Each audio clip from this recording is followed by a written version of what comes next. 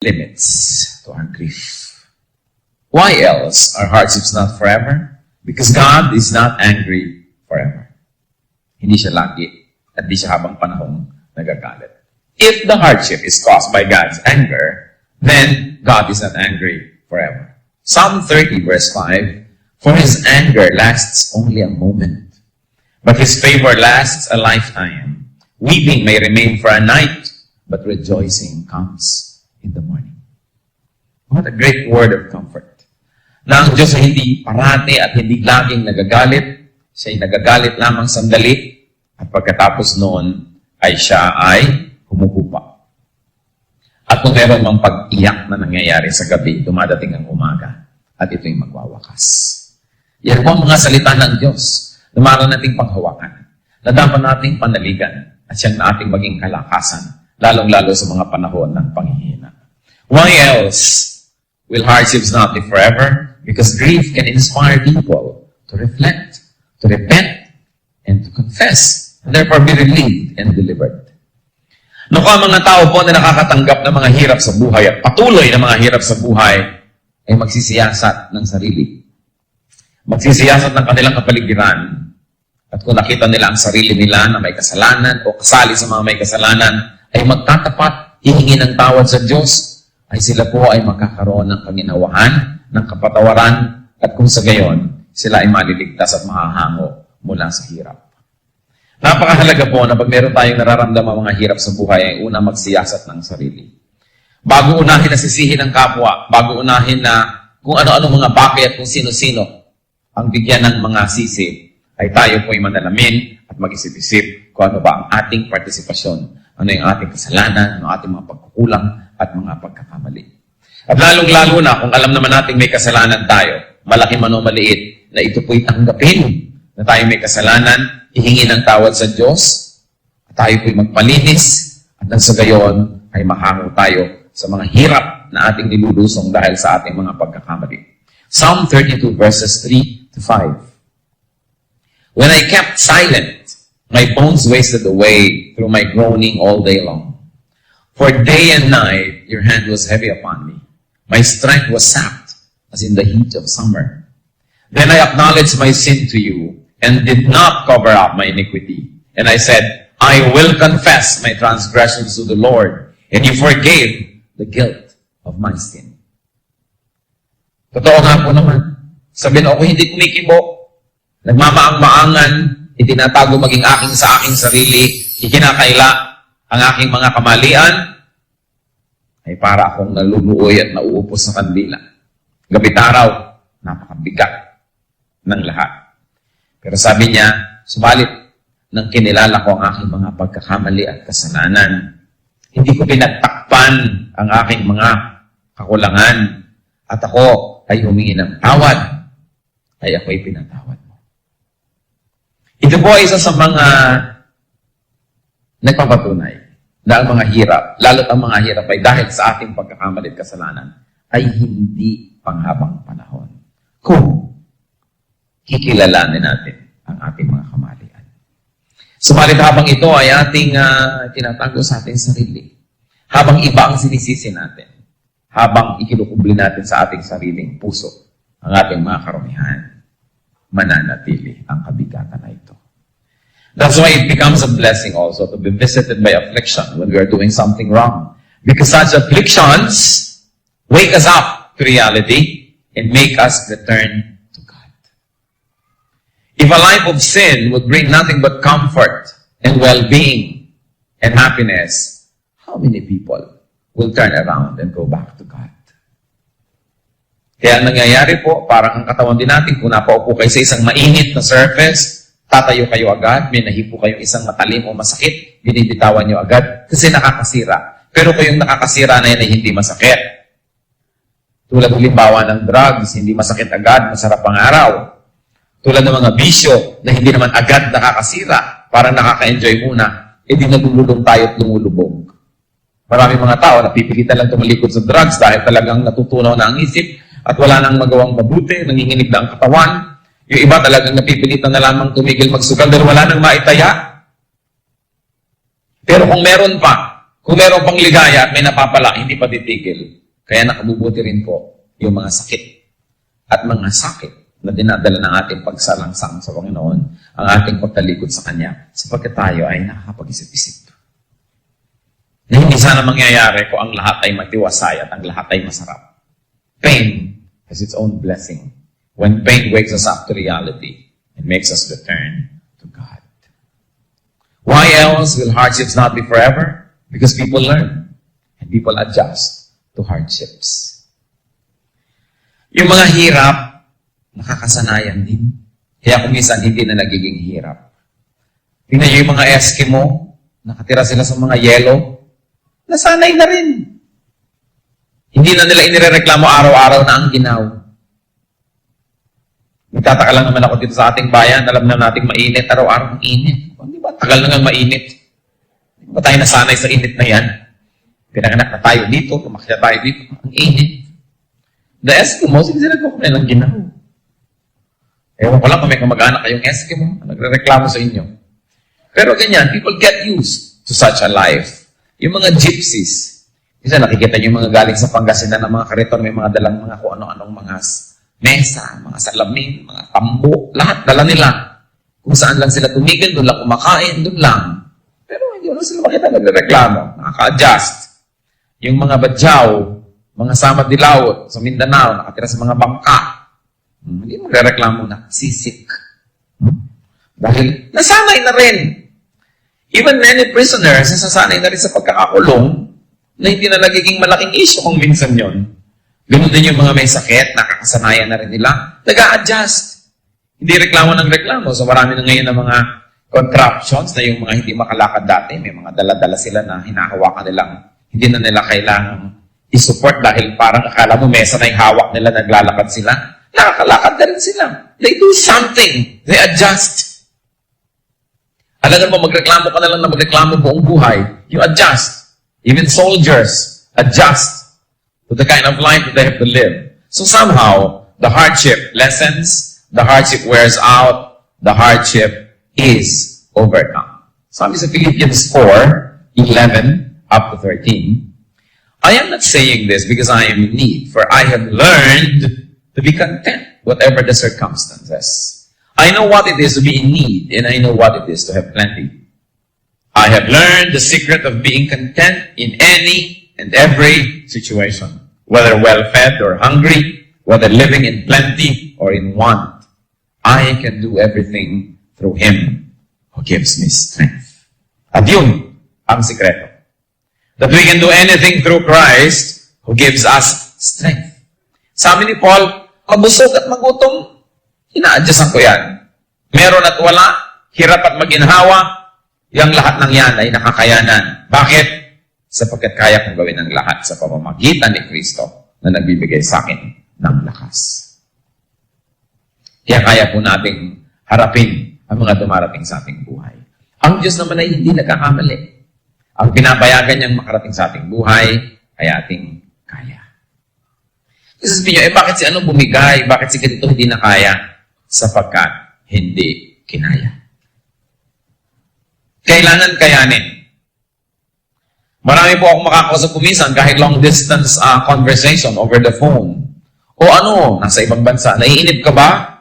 Siyempre, homesick. Anong problema? Pero ano ginagawa mo? Abala nga namang magmukmuk ako.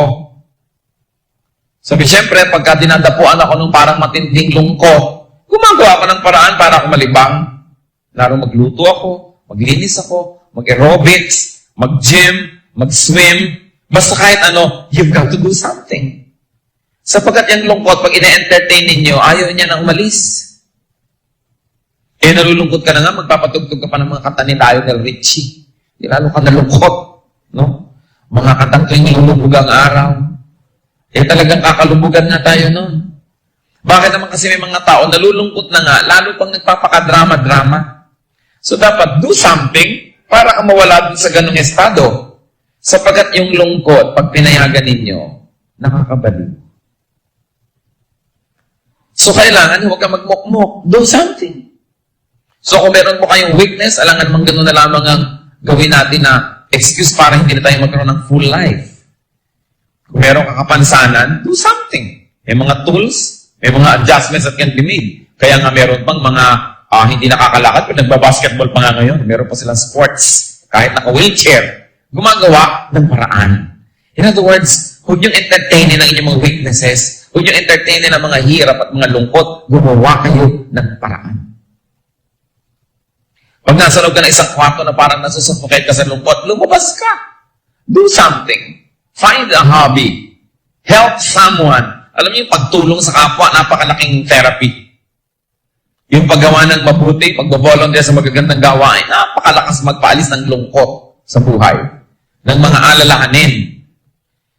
Dapat ay walang masyadong oras yung mga malulungkutin. Para malungkot, dapat maraming ginagawa. Find something to do. Sapagkat pag naging busy kayo, napapagod yung katawan, at pag napagod na yan, wala na siyang choice kundi matulog. Yung lungkot, lalo na. Kaya ako binibigyan ng emphasis. Parang po kasing epidemic yung lungkot. Baka hindi nyo alam, yung katabi nyo malungkot. Maraming taong malungkot. Maraming taong malungkot. Kung minsan yung kasayahan ay mga konting mga breaks lang ng otherwise, maraming kalungkutan sa buhay. But, the grace of God is enough na kahit konting saya lang kung minsan, it is enough to sustain us through difficult times. Kaya dapat, huwag din tayong aalis ng saya sa buhay. At kung hindi kayo masaya, mga kapatid, umimbento kayo ng saya. Gumawa kayo ng ikasasaya. At nang sa ganon, magkaroon tayo ng lakas na harapin yung mga maraming bagay na malungkot sa buhay. Bakit nga ba hindi magiging malungkot ang buhay? Mula pa nung nagkasala si Adan at si Eva, talagang isang katerbang kapestehan na ang dumating sa buhay. Tapos, kung hindi pa sapat ang kasalanan ni Eva at ni Adan, dinagdagan pa ng lahat ng generation. At pati tayo, nagdadagdag pa dyan. Bakit nga hindi lulungkot? Ang layo-layo na natin sa kalooban ng Diyos. Ang dami-daming mga tao na sobrang nagiging selfish. Nagkakawatak-watak ang mga pamilya. Nagkakaagaw-agawan mga magkakamag-anak. Nagkakasira-sira ang mga pangako. Ba't nga hindi lulungkot ang buhay? Magtaka kayo kung di siya malungkot. Dahil kaya nga namatay ang Panginoong Jesus. Kaya nga siya nagbigay ng kanyang dugo at katawan para tayong mahango sa sitwasyon na ito. At ipinangako niya ang paraiso, ipinangako niya yung buhay na walang hanggan sa kanyang piling. Kaya niya ipinangako yon dahil yung buhay na ito talaga is not good enough. Kaya hindi dapat sobrang minamahal tong buhay na ito. Na parang ito na lang at wala nang iba. Isinasacrifice na natin yung ating kaluluwa, yung ating well-being, yung righteousness natin para lang sa mga bagay na temporary sa buhay na ito. Tayo nakikiraan lang. Salamat naman sa Diyos at hindi ito forever. At yan ang kanyang ipinapangako. Ang kailangan lang, mga kapatid, tulad ng natutunan natin kay Paul, to adjust. Dapat marunong ang taong mag-adjust. Not to deny reality. Dati siya komportable sa buhay. Nung naging Kristiyano, siya na ngayon yung pinapersecute. Naranasan niya sumakay sa barkong lumulubog, matuklaw ng ahas, itulak sa bangin, bugbugin, makulong. Pero sabi niya, I have learned to be content in whatever circumstances. Kaya meron at kaya wala. Hindi ko binabayaan niya na maging sagabal para ako'y lumapit sa Diyos at maglingkod. Kaya pati ang ating paglilingkod sa Diyos, mga kapatid, pati ang paggawa ng mabuti, huwag natin gawing dependent on our good moods. Pagka meron kayong nararamdaman na masakit o hirap o mga difficulty, nawawala na kayo sa righteousness at sa service, lagi niya kayong bibigyan niyan. Kaya kailangan nakikita niya na hindi pala nakakarang ito. Kasi kung konting sakit ng ulo, wala na kayo sa church, lagi kayong tatambakan niya ng migraine. Kung konting medyo nagkainisan kayong mag-asawa, ayaw nang pumunta sa church, lalo kayo magkakainisan, siyempre nakikita ni Satan, nag-click yung gimmick niya. Kaya sabi niya, effective pala ito, hindi gamitin ulit. Kailangan hindi natin pinapayagan na meron ganitong mga hindrances. Hardships are not forever. Will you say that aloud? Yes. Nothing is forever except the Lord. Salamat na lang. Salamat na lang. Sapagkat ang Panginoon ang forever. Why else are hardships not forever? Because people can draw strength from God when difficult times do not change and when difficult times are not changed. Yan ang sinabi diyan sa Philippians 4. Pwede tayong kumuha ng kapangyarihan mula sa Diyos.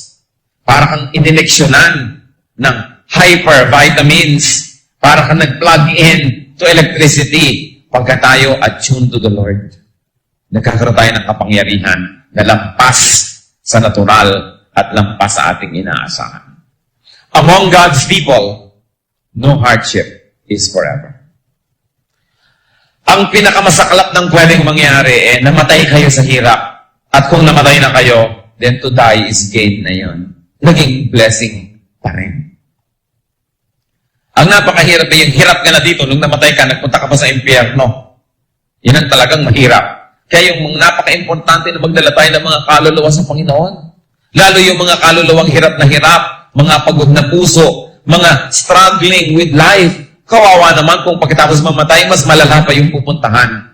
Pero sinabi ni Paul, for me, to live is Christ, and to die is gain. At least, magwakas man ang buhay na ito, alam natin, nag-umpisa na ang kanyang kapahingahan, ang kanyang comfort sa presence ng Panginoon. It is important to realize these things. That's why we have to bring people to the Lord. Naaalala ko tuloy, isang kilala ko na may napakalaking kapansanan, na sila mahirap na pamilya, iniiwan siya doon sa may bintana ng kanilang, kung iwan siya dito ng kanyang mga kamag-anak, mamaya pag-uwi, galing sa pagbubukid, doon pa rin sa daratnan, kasi hindi naman siya nakakagalaw. Minsan, inuupo siya sa tapat ng bintana, para makita man lang niya yung mga dumadaan. At sa baba, sa tapat ng bintana, meron isang drum na tubig. At sinabi niya, ihulog ko kaya ang sarili ko sa drum at nang malunod na ako doon sa drum na ito. At nang matapos na ang buhay. At nung siya'y talagang patagilid na patagilid, teka. Paano pa may impyerno? Namatay ako, dinadali ang pagpunta ko dyan. Baka hirap ako ngayon, mas mahirap pa yung puntahan ko. And to make a long story short, this fantastic woman received Jesus as Savior and Lord sa kapapakinig sa radyo. Kapapakinig na save. Kaya ngayon, she's going all over town telling people about the wonderful deeds of the Lord, even in her difficult life. Kaya kung may mga tao tayong nakakasalamuha, baka punong-puno yan ang problema. Tapos dahil may problema rin tayo, hindi na natin siya pinapansin, ini-ignore na natin, yung pala, mas dapat tayong tumulong. Hindi lang po tayo dapat tumutulong pag maluwag ang ating buhay kasi hindi naman nangyayari yun. We should strive to help others even though we carry heavy burdens ourselves.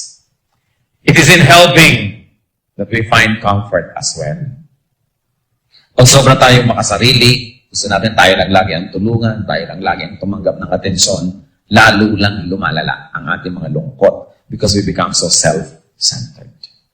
It is important to become a child of God, to have a Savior, the Lord Jesus Christ, to have a charge account ng ating mga kasalanan, charge to Jesus.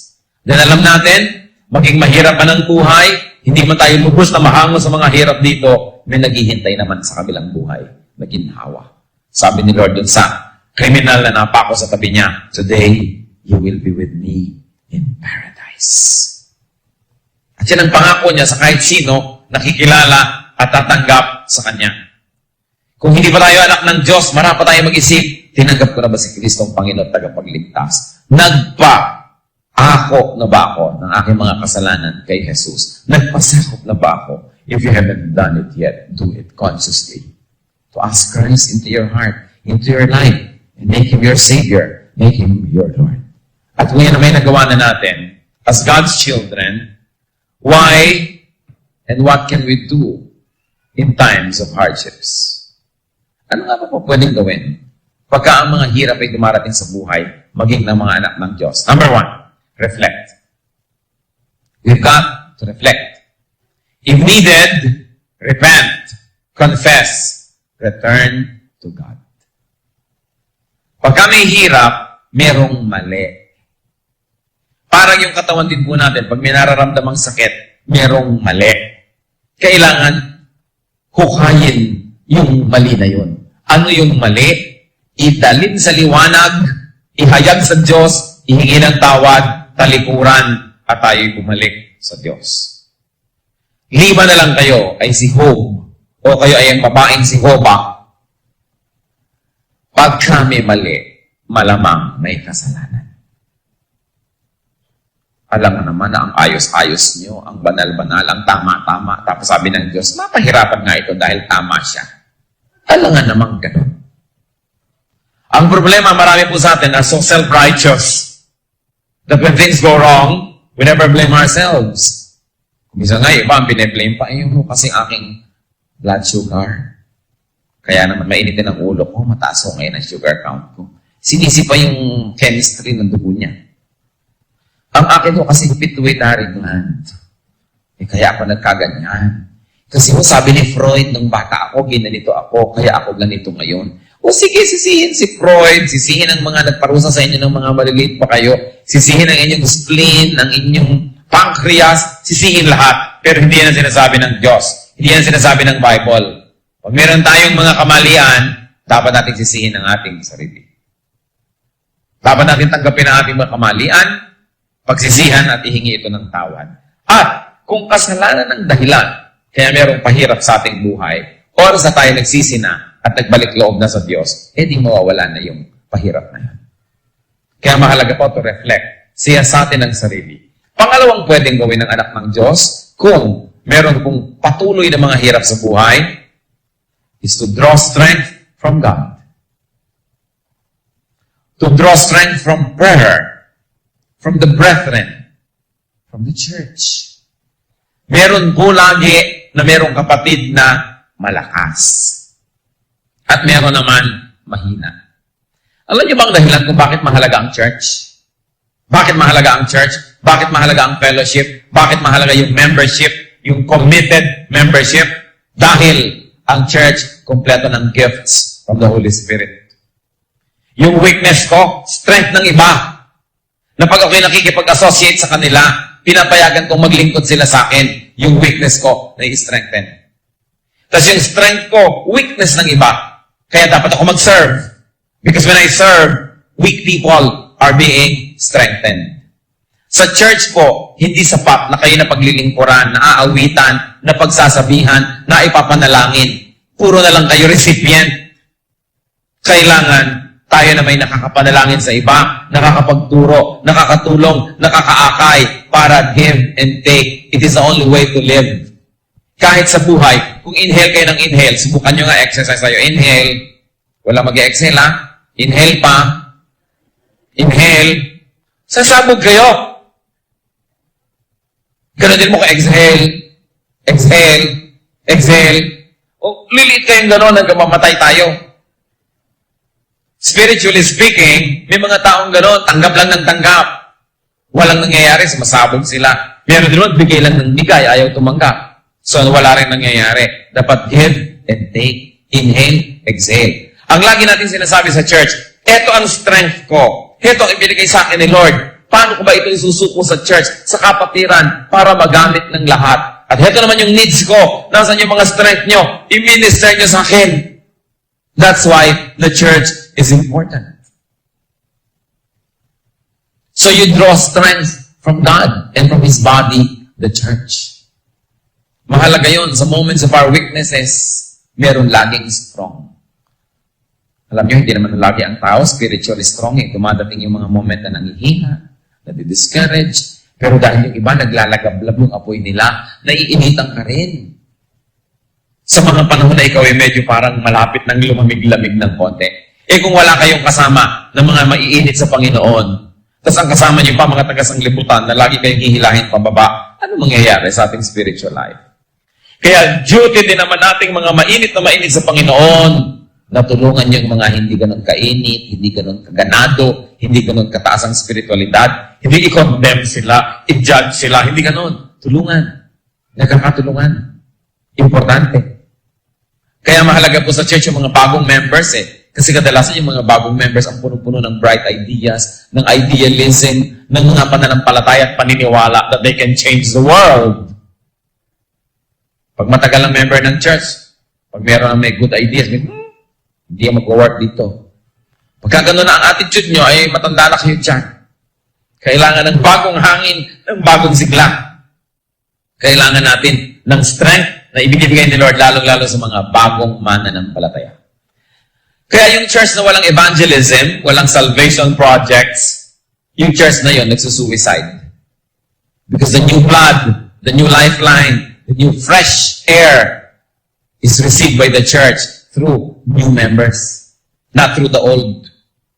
Kadalasan yung mga old, yan yung mga matitikas na mga ulo, yung mga set systems na yan and mind na ayaw na nilang baguhin. Kaya tuloy hindi na sila nakaka-adjust sa mga kailangan pagbabago. It is a great blessing when the church is a soul winner because new souls breathe fresh wind into the church. Importante. So draw strength from the church. Ngayon, meron po akong isang naisipayo. Kung gusto niyo na makadraw ng strength from the church, habang strong pa kayo, mag-participate na kayo. Hindi yung kailan kayo lupay-pay, pagod, marami ng mga kahinaan, at saka na lang kayo lalapit. Although that is still good. Pero mabuti rin yung nakadevelop na kayo ng relationship sa mga tao sa church, na nakadevelop na kayo ng mga magagandang pakikitungo, nung pag magbago pa man lang kayo mangailangan. Hindi yung darating kayo, eto talaga, wala na kayong gagawin, kundi help me, teach me, give me. Although that is still alright. Kaya meron pong church. Pero para sa inyong ikapapanatag ng sariling kalooban, makipagmabutihan na sa church, bago pa kayo mangailangan. Develop friendships. Develop lifelong relationships. Have a ministry, an area of service, wherein you grow in friendship. Bakit pa gusto nila na nagsaserve tayo? Kailangan ba niya yun? Hindi naman dahil siya naman ang Diyos. Hindi naman talaga siya nangangailangan ng paglilingkod natin. Pero pag naglilingkod tayo, nakaka-develop po tayo ng friendships with those who are also serving. And there are times in our lives when these friendships are the only things that remain and the only things that count. Kaya mahalaga makadevelop po tayo ng ganon na pakikipagmabutihan sa ibang members ng church.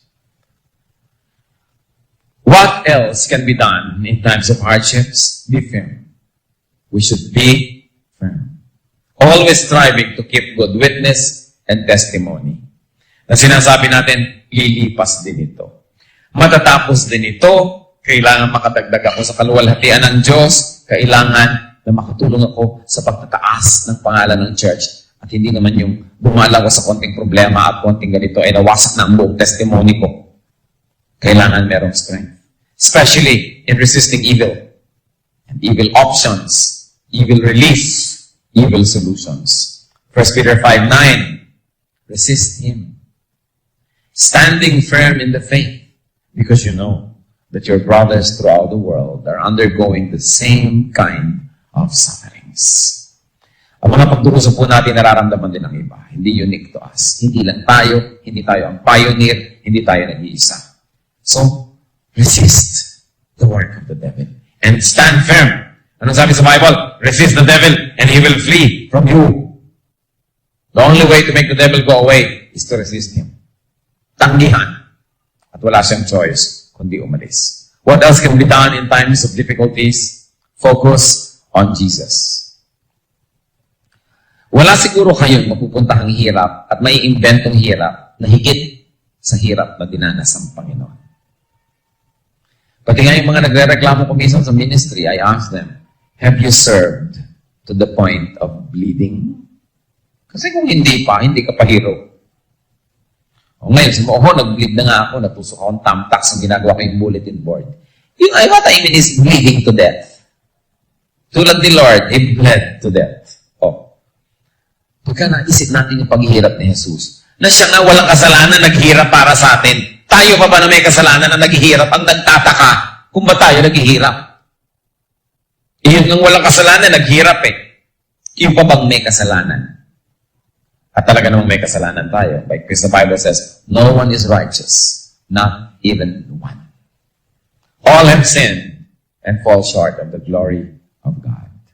So pag may hirap na naranasan tayo, hindi kayo nagtatanong ng, why God? Why, oh why? Dahil baka sagutin ka, why not? Talaga, and why not? Bakit perfect ka ba? Sinless ka ba? Para ka magtanong na ba't ka nagkakaroon ng hirap sa buhay? Pag nagkakaroon po tayo ng hirap sa buhay, dapat natin nasasabi, dapat lang. Kasi makasalanan naman talaga ako eh. Ang nagtatanong tayo ng why, pag may dumadating na saya, pag may dumadating na kayamanan, na blessing, kung sabi, Lord, why, oh why? I don't deserve this. Dapat doon nakalagay ang ating mga tanong. But when there is difficulty, you focus on Jesus. Imagine natin ang mga 6-inch nails na inilulubog sa kanyang laman at buto. Pag in-imagine natin yung koronang tinik na ipinatong sa kanyang ulo. Yung paghataw sa kanya. Alam niyo ba yung paghampas ng mga Hudyo? Yung paghampas ng mga Roman soldiers. Parang mga tali na yung dulo, merong metal na nakakabit o mga sharp objects. Na pagka inihampas sa'yo at bumalot sa'yo ng konti, lumulubog sa laman. Pag hinila, nalalaslas ang yung laman. And the Lord received how many lashes? Halos nagkalas-las-las ang lahat ng tissues niya. He was bleeding all over. Kung nag-iisip ka na sobrang para sa kanyang sarili, kundi para sa mga nagpapahirap sa kanya. At hindi niya ipinapanalangin na sana'y matumba sila o mamatay. Sabi niya, Father, forgive them, for they know not what they do. Kaya ang sinabi dito, focus on Jesus. Pag nahihirapan tayo kasi kung kani-kanina tayo nagfo-focus, bakit yung kapatid ko mas maluwag sa buhay, mas matama kaysa sa akin? Bakit yung ganitong tao, hindi naman siya naghirap mabuti, siya itong maginhawa? Bakit si ganon, ganyan? Kung kani-kanina tayo nagfo-focus, napupuno tuloy tayo ng bitterness, ng envy, ng jealousy, and sometimes self-righteousness. But the Bible says, focus on Jesus. And suddenly, all our pains will be put in its correct perspective. Makikita natin, hindi naman pala talaga sobrang paghihirap ko. Hindi tulad ni Jesus. What else can we do as children of God when difficulties come? Remember, this too will pass. Will you say that? Yan. Lilipas din. Wala namang hindi lumilipas. Pag-ibig nga, lumilipas kumisan eh. Samantalang kung ikay marugdog na umiibig, talagang ipapangako mo ang buwan, ang langit, pati ang planetang Saturn. Pero yung pala, ilang araw lang lumipas din. Lagnat nga, lumilipas din. Lahat ay lumilipas. Pati hirap na ating tinatamasa ay lilipas din. 2 Corinthians 4:16-17. Therefore, we do not lose heart. Though outwardly we are wasting away, yet inwardly, we are being renewed day by day. For our light and momentary troubles are achieving for us an eternal glory that far outweighs them all. Ano yung tinawag na light and momentary troubles? Grabe na ang persecution eh. Pero ang tinawag pa rin, light and momentary troubles. Light. Why light? Compared to what Jesus went through. And why momentary? So sabi mo, 7 taon na ako naghihirap, 10 taon na. Why momentary? Bakit panandalian? Panandalian compared to eternity. Kasi mahirapan ka man ng 50 years. Ang 50 years ay isa lang tuldok sa isang walang katapusang linya ng walang hanggan. That's why when viewed from the perspective of eternity, it's still momentary. Kaya lang humahaba kasi nalilimutan natin may eternity. So natin, naghihintay na ako ng 7 taon sa sagot ng prayer ko. 10 taon na ako nahihirapan. 30 years na. Pero hindi naman 30 zillion years eh. 30 years pa lang. In other words, pag maliit ang ating paningin, lumalaki ang maliit. Kaya kailangan malaki yung paningin mo para lumiliit yung naglalaki-lakihan. When you look at eternity, 30 years, 50 years will just be momentary. Pero pag wala pa tayong inaasahang eternity, yung maliliit lumalaki. As we always say, in the absence of big things, small things become big to small minds. Kaya kailangan merong malalaking bagay na pumupuno sa ating isip sapagkat kung wala, ang maliliit ay lalaki. Ano po ba ang inyong mga difficulties ngayon? Meron ba? Are we struggling to make both ends meet? Are we struggling to make a name for ourselves? Or is somebody always taking what we think is rightfully ours? Tayo ba'y naagawan ng karapatan? Naagawan ng pag-ibig? Naagawan ng bahay? Tayo ba'y may mga kasakitan ng ating mga katawan ngayon? Na dinaranas, mga hirap sa buhay, mga hirap ng loob. Tayo ba'y may mga pag-ibig na hindi maibulalas? May mga naiisip at nadaramang hindi mabigyan daan. Ano ba ang ating mga paghihirap? Tayo ba'y timping-timpi? Tayo ba ay lagi na lang nakabudget? O tayo ba ay maraming pera pero lagi na lang inuutang-utangan at tayo, lagi na lang tayong hinahabol-habol ng mga nangihingi? Ano bang difficulties natin? Tayo madalangin, tayo yumuko sa Panginoon. Alam niyo kung ba't kayo narito ngayon? Sapagkat nais alisin ng Diyos ang inyong mga kabigatan. Sabi niya, "Come to me, all of you who are tired and heavy laden, and I'll give you rest." Meron bang nangaagaw ng inyong posisyon? May umaagaw ba ng inyong karangalan? Meron bang threat sa inyong career? Meron bang nananakot sa inyo? Ano nga pa ang mga dala nating kabigatan sa buhay? Lahat ng yan, alam ng Panginoon. At lahat ng yan, kaya ni Kristo. Ano ang ating dapat gawin? Siya sa atin ang sarili. Humingi ng tawad.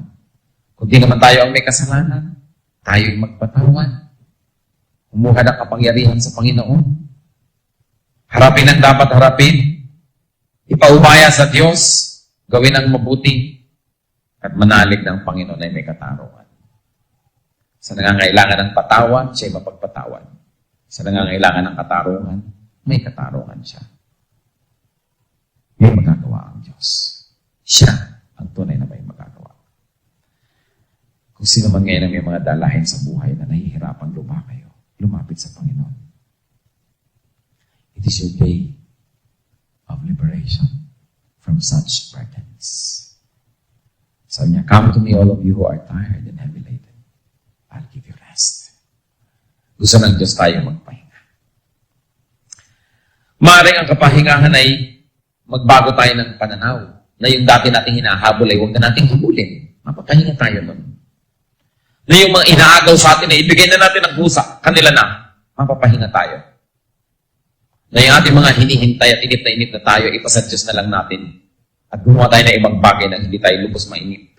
Mapapahinga tayo. Ang ating lupang katawan ay maaari nating ihingi ng kagalingan. O kundi man, ay maaari tayong humingi ng lakas na harapin ang mga hirap na ating binabata. Ano man ang ating sitwasyon, si Jesus pa rin ang kasagutan. Panginoon naming Diyos, Panginoong Jesus, kayo na nagkatawang tao, nabuhay dito sa mundong may babaw, dumanas ng iba yung hirap at sakit. Kayo'y lubos na nakakakilala sa amin. Kayo'y nagkatawang tao upang lubos na maunawaan ang aming kalagayan. Kayo'y naging isa tulad namin at nakiisa sa amin. Subalit kayo'y Diyos din, nanatiling Diyos. Kung sa gayon, ang pagkakilala niyo sa amin ay hindi lang natatapos sa pagkahabag, kundi may kapangyarihan kayo para itulong. May kapangyarihan kayong patuloy niyong ibinibigay. Ano man ang kabigatan ng mga kapatiran, magaan man o napakabigat, iba't ibang antas ng hirap, kayo pa rin ang aming nilalapitan. Kayo pa rin, Panginoon, ang aming hinihingan ng tulong. Hindi man dapat kaming tumanggap ng iyong kapit sa trono ng iyong biyaya, sapagkat kayo'y maibigin at kami inyong inaanyayahan at kayo'y mapagpatawad. Kayo'y mapagbigay at makapangyarihan. Lumalapit kami ngayon, Panginoon, nagpapahipo sa inyo. Hanguin niyo nga mga kapatid na ito na kasama natin ngayong magsasabing, meron kayong napakabigat ng dalahin. At kailangan niya ng himala ng Diyos. Kailangan niya ng kapangyarihan niya. Kailangan niya ng tulong niya. Siya ang nagsasabi, "Come to me, all of you who are tired and heavy laden. I will give you rest." Sa mga nangangailangan at humihingi ng kapahingahan na yan, kayo tumindig at tayo mananalangin. Hihingi natin ang habag ng Diyos. Ang kanyang kapangyarihang ibinibigay niya sa bawat nananampalataya. Panginoon, narito po yung mga anak. Lumalapit, kumikilala. Wala naman kami kinikilala ng ibang Diyos kundi kayo. Wala kaming ibang gustong lapitan kundi kayo. Di man dapat at wala man kaming patago. Kami naglalakas loob na humingi. Sabi niya, Lord, ask and you will receive. Seek and you will find. Knock and the door will be opened. Ganyan, Panginoon, ang aming binabaon na paglapit sa inyo, ang inyong mga sariling salita at pangako. At kami nangangahas na kumatok sa inyong pintuan at nananalig na kami hindi ninyo tatalikdan. Hindi nyo tatanggihan sapagkat kayo'y umiibig ng ganap sa amin. At kayo na mismo ang nagbigay ng ganitong paanyaya. Panginoon, tignan ninyo ang inyong mga anak. Masdan nyo ang bawat isa. Kayong nakasisiyasat at nakababatid ng lihim ng bawat puso. Kayong nakakarinig sa mga hikbi na tanging kayo lang ang nakakasaksi. Kayong Panginoon na nakakadama ng bawat hapdi na nararanasan ng bawat isa sa amin. Kayo na nakalulusong sa lalim ng aming pagkatao. Kayo lang ang nilalapitan namin. Kayo na lumikha sa amin. Kayo na lumikha sa langit at lupa. Lubos na makapangyarihan upang kami tulungan. Kami, Panginoon, lumalapit. At narito yung mga anak. Dampian nyo ng inyong mapagpalang kamay. Pag-iwanagin nyo ang inyong mukha sa inyong mga anak, Panginoon, at kahabatan ang mga anak mo ito. At nawain niyong lingapin at ayon sa iyong mga pangako, ayon sa iyong pag-ibig, katagpuin mo mga pangangailangan. Bigyan mo, Panginoon, ng kagalingan. Bigyan niyo ng mga pangangailangan. At Panginoon, patuloy na bigyan ninyo ng kaliwanagan. Nilalapit ko ang bawat ng isa sa inyo na ipinagkatiwala mo sa iglesyang ito, Panginoon. Kupkupin niyo po. Kami na paaampon sa inyo. Kami na pakukup sa inyo, Panginoon. Hindi namin kaya ang mga bagay na ito. At lalo namang ayaw namin ipagpaubaya sa ibang mga kapangyarihan, kundi sa inyo lamang. Nananalig kami sa iyo, Panginoong Yesus. Let blessings flow from your heart to the hearts